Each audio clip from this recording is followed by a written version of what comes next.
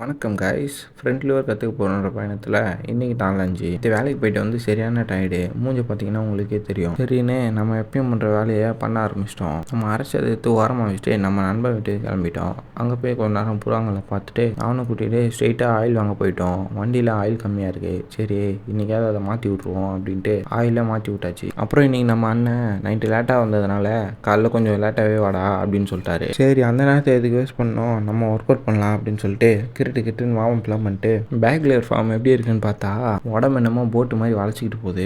நம்ம நான் தான் கஷ்டப்பட்டு ஸ்கில்லை கற்றுக்கிட்டாலும் அதை டெய்லியும் மறுபடியும் ப்ராக்டிஸ் பண்ணிட்டே இருக்கணும். இல்லைனா இப்படி தான் டாமே டுருன்ட்டு போயிடும். சரி அடுத்தபடியாக மசில் அப் ட்ரைனிங் பண்ணலாம் அப்படின்ட்டு ரெசிஸ்டன்ட் பேண்ட் எடுத்து நம்ம கம்பியில் கட்டிக்கிட்டு இருந்தோம். அதை கட்டவே ரொம்ப நேரம் ஆயிடுச்சு. ஏற்கனவே உடம்புலாம் டயர்டாக இருக்குன்னு தான் பேண்டில் பண்ணுறேன். இதில் பார்த்தீங்கன்னா இங்கேருந்து மேலே வரைக்கும் தான் போக முடியுது. அங்கேருந்து சுத்தமாக புஷ்ஷே பண்ண முடியல. அந்தளவுக்கு உடம்பு வீக் ஆயிடுச்சு.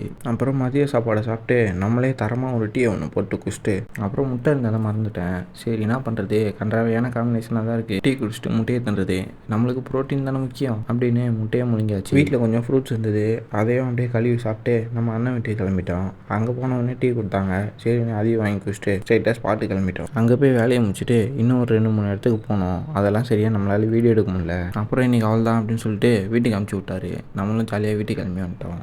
அப்படியே நம்ம சரிப்பாக இருக்கணும் புச்சு போட்டுன்னு நம்ம வீட்டுக்கு சாப்பாடு வாங்கி கொடுத்துட்டு நம்ம போய் வீட்டில் இருந்த தோசையை மட்டும் சாப்பிட்டு தூங்கிட்டோம். வீடியோ முடிஞ்சு அட்டாமமே. அப்புறம் ஒரு முக்கியமான விஷயம், இன்றைக்கி சூரியன் மறைஞ்சபடியே இருக்குது. அப்படியே நம்ம சூரியன் அங்கிளுக்கு ஒரு டாட்டாவை போட்டு நிம்மதியாக நாளை முடிச்சிட்டேன்.